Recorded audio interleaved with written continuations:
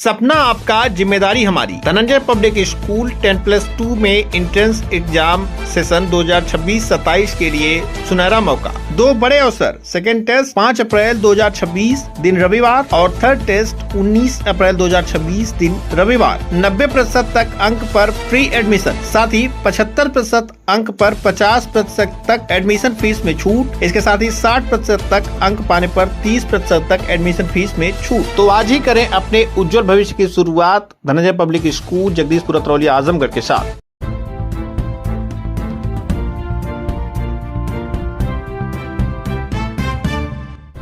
नमस्कार, आप देख रहे हैं तेज न्यूज। मैं हूं आपके साथ विनोद राजभर। आइए शुरू करते हैं खबरों का सिलसिला।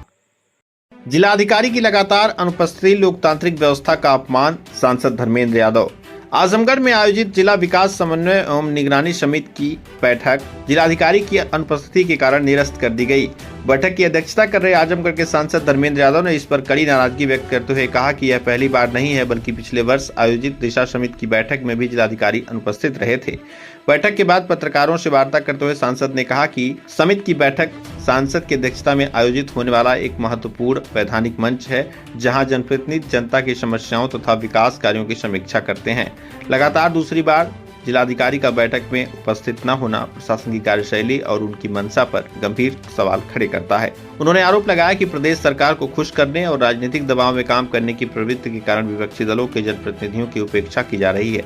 सांसद ने कहा कि लोकतांत्रिक व्यवस्था में जनता द्वारा चुने गए जनप्रतिनिधियों का सम्मान सर्वोपरि होना चाहिए, लेकिन प्रशासन का रवैया इसके विपरीत दिखाई दे रहा है। धर्मेंद्र यादव ने कहा कि जिलाधिकारी द्वारा लगातार दिशा समिति की बैठक में अनुपस्थित रहना केवल सांसद या अन्य जनप्रतिनिधियों का ही नहीं, बल्कि उन लाखों मतदाताओं का भी अपमान है जिन्होंने जनप्रतिनिधियों को चुनकर विकास और जनहित के मुद्दों को उठाने की जिम्मेदारी सौंपी है। उन्होंने कहा कि यदि प्रशासन सरकार को खुश करने के लिए विपक्ष के जनप्रतिनिधियों की उपेक्षा करेगा तो इससे लोकतांत्रिक संस्थाओं की गरिमा कमजोर होगी। उन्होंने मांग करते हुए कहा कि इस मामले का संज्ञान लेते हुए उचित कार्रवाई की जाए तथा भविष्य में दिशा समिति जैसी महत्वपूर्ण बैठकों में अधिकारियों की उपस्थिति सुनिश्चित की जाए। सांसद ने स्पष्ट रूप से कहा कि समाजवादी पार्टी जनता के अधिकारों, विकास कार्यों की निगरानी तथा लोकतांत्रिक मूल्यों की रक्षा के लिए लगातार संघर्ष करती रहेगी और जनप्रतिनिधियों के सम्मान में किसी प्रकार का कोई समझौता नहीं किया जाएगा।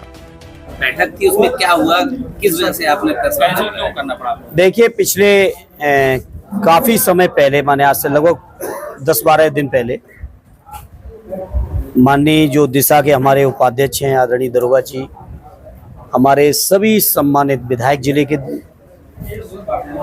और खुद जिलाधिकारी और सीडीओ सभी लोगों की सहमति लेकर आज 5 तारीख को दिन 2 बजे दिशा की बैठक तय की गई। और ऐसा नहीं था कि कोई पूर्व सूचना या कोई सहमति नहीं थी, सभी की सहमति थी। और सहमति के बाद जब बैठक में पहुंचे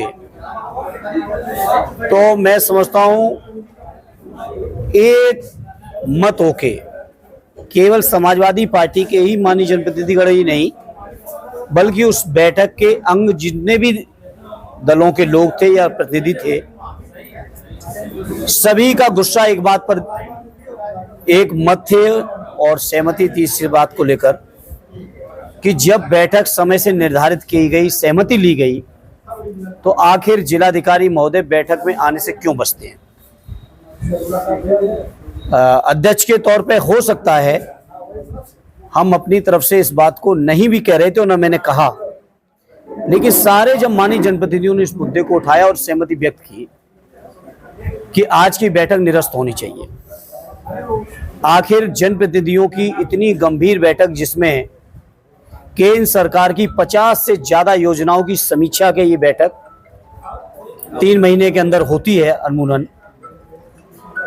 उस बैठक में जब समय के देने के बाद भी जिलाधिकारी नहीं आ रहे और पुरानी बैठकों में जो आश्वासन मिलते रहे उन आश्वासनों को कभी पूरा नहीं किया अधिकारियों ने। जो आश्वासन पिछली बैठक मिलते थे वही आश्वासन अगली बैठक में, फिर अगली बैठक में आप समीक्षा करते थे फिर वही आश्वासन। तो माननीय जनप्रतिनिधिगण जो जनता के प्रति सीधे जिम्मेदार हैं, जनता के लिए रात दिन मेहनत कर रहे हैं, लोग सबकी असहमति इस बात पे थी कि आखिर इस बैठक को गंभीरता से क्यों नहीं ले रहे हैं।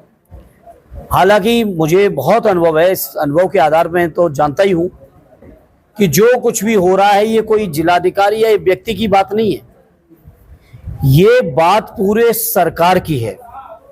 और केंद्र और राज्य की जो सरकारें चल रही हैं, ये अधिकारियों के माध्यम से जनप्रतिनिधियों का हमेशा अपमान कर रही हैं। केंद्र में भी कर रही हैं, बड़े बड़े मंत्रियों का भी हो रहा है। उत्तर प्रदेश के अंदर भी मंत्रियों के नहीं सुन रहे हैं सर, उनके विभागीय अधिकारी नहीं सुन रहे हैं, आपको सब जानकारी है। जिलों में भी नहीं सुन रहे हैं। लेकिन हम समाजवादी लोग उस स्वभाव और नेचर के नहीं हैं कि अधिकारियों के इशारों पर हमारे जनप्रतिनिधि चलने वाले हैं। और ये आजमगढ़ जनपद, जिस जनपद ने कभी अंग्रेजों की गुलामी को नहीं स्वीकार किया, इमरजेंसी को स्वीकार नहीं किया, किसी ने भी तानाशाही की उसको स्वीकार नहीं किया, और ये जनपद समाजवादी जनपद, यहाँ के प्रतिनिधि कैसे स्वीकार कर सकते हैं इस तरह की चीजों? ये सारे जनप्रतिनिधियों के सहमति के बाद ये बैठक आज निरस्त करके हम लोग आए हैं। तो सरकार को कहीं ना कहीं खुश करने के लिए अधिकारी इस तरह कदम उठा रहे हैं? बिल्कुल कर ही रहे हैं।